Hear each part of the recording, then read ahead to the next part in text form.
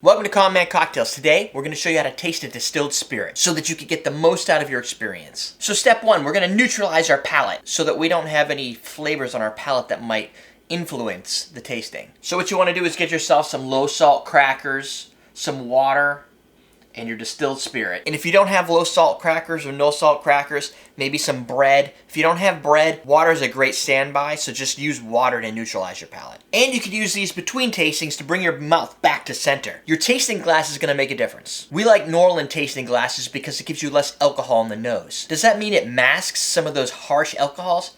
A little bit. The real questions are, what flavors exist within those alcohols? And that's what the Norlan glass helps tell me. The Norlan glass was founded out of a really phenomenal Kickstarter campaign. No doubt whiskey and spirit tasters wanted a glass that could really help emphasize the flavor profile behind different spirits.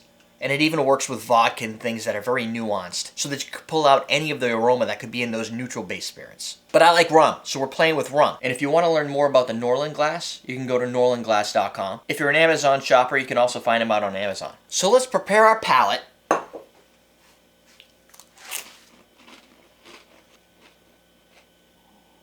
Let that cracker really neutralize the palate. Swish some water around, get it all rinsed out, and you're good to go. So we've got a prepared palate. What's next? Here's some do's and don'ts. Don't pull your bottle out of the freezer and expect to do a tasting. Cold's going to soften the alcohols and a lot of the flavors and mute them down, making it even harder for you to decide. Don't warm the spirit. You want it at room temperature. Warm spirits are going to create even more aggression in that alcohol flavor. You want to be able to tamp down that alcohol and bring out some of those aromas. Now what we're going to do is we're going to rinse it. We're going to use it like Listerine. I've got that shock and that burn. I haven't had any alcohol today. So now my mouth is really kind of like on fire. It's giving you that taste. It's giving you all the sensations. And it's preparing your palate for what you're about to taste and smell. Smell's important. Don't read reviews. Don't go on the internet to figure out what this tastes like. Don't read anybody else's notes until you have your own. Take some notes on a note card. Write down what you're getting out of these aromas and these flavors. Phase number one. Don't stuff your nose in here. You dig your nose in here deep, the ethanol is going to burn. But it's going to anesthetize your senses. You're not going to be able to really get a lot of the flavors because you just burned out your nose. Now you're going to have to wait. One technique is the wafting technique. Kind of bring it to your nose. Let the aromas come out and flow towards your nostrils. In this case, I'm getting a lot of like brown sugar or caramel notes. Now you can lean your nose in because the Norlan glass is built to kind of remove a lot of those harsh abrasive alcohols. So you're not going to get too much burn. And the different points on the glass, these different points are going to give you different flavor sensations. Because as you tip it, that's going to change where the aroma and where those harsher alcohols are coming in. So at the top, you're going to get more floral. At the bottom, you're going to get those base notes, those rich sugars, those alcohols, any weird flavors you might get. Some of the funk from a Jamaican rum, for instance. And as you're smelling those flavors, keep your mouth open. Just a little bit. This allows those flavors to rush into your nose and really envelop your entire face. Invite it 3 or 4 times to your nose to see what you're picking out.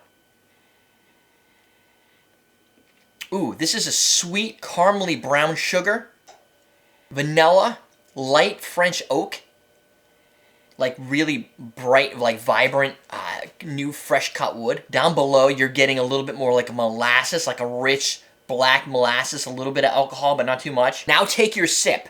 That's your next step. Let your nose do the work, and now take your sip.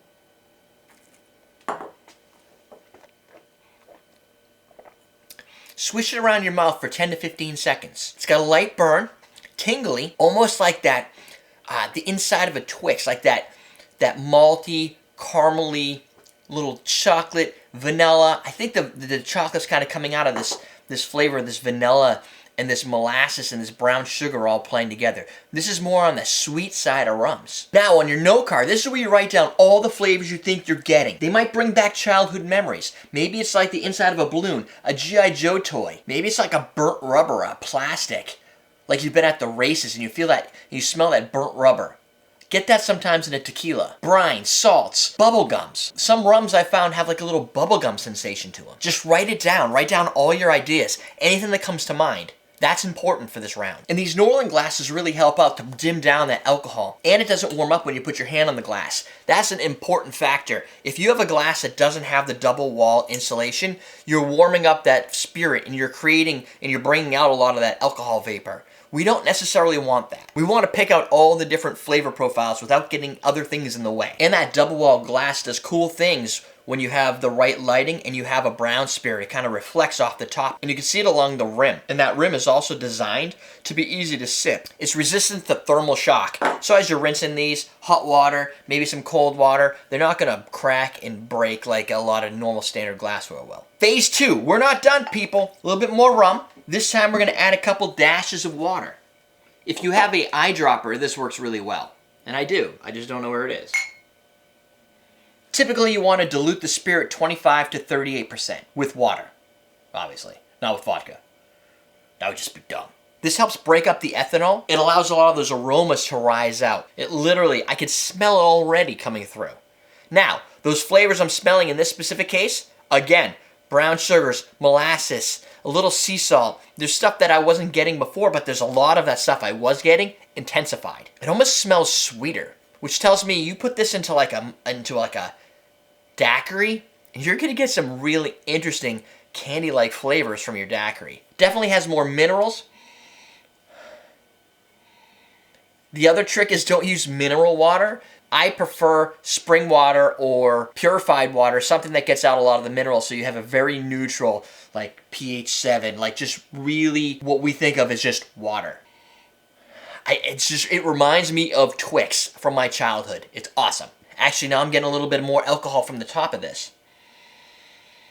But it's a warming alcohol. Let's give it a sip.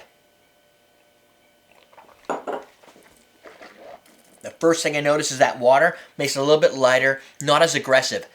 Zero real numbing feeling. And that's for two things. I added a little bit of the water to displace some of that alcohol, but I also have gone on to like the third swish, right? So you're starting to really get the sense of what the character is. It's got that like almost like a butterscotch finish, which is really interesting. It's like all the candies. It's like Ben & Jerry's ice cream all wrapped up into one, including the vanilla. And this is a great technique for those that have never done this before. Your note card might only have 3 flavors. Maybe it's just butterscotch and vanilla. That's fine. You all have to start somewhere. Keep this in mind. Your palate changes like every 5 to 7 years or sooner. So things you didn't like 7 years ago, you might start to like. So continue to experiment on those spirits, those distilled spirits you might not have enjoyed once upon a time, just to keep checking in on them to make sure that nothing has changed. Now, if you go out on the internet and you start looking at other people's tasting notes and you're like, I didn't get shoe leather, I didn't get lavender, that's fine. But now when you taste it, you might start to develop some of those smells, some of those tastes. That's why I say check the notes second after you've put your own notes down. Just because your spirit might smell like that little rubber band inside of a G.I. Joe guy when you pull it apart doesn't mean you're wrong. And these beautiful glasses, of course, available at NorlanGlass.com. That's right, I figured if I wanted to get somebody to help partner with us for this show, what better than a tasting glass with one of the best functional designs. Links below if you want to pick up some of their glasses and start your professional tasting at home. The next video in this series is going to be understanding how to pull out some of those crazy flavors. How do you get hot butter? How do you get tobacco? How do you get olive brine? We're going to cover that in our next tasting video. Also, if you want a video on the secrets of how to make this more cost effective, let me know in the comments below. If I get enough people who want to know, I'll make a third video. Now hit up some of the reviews in our sidebar, and don't forget to check out Norlan Glass. That's it, my friends. We are literally teaching you how to drink.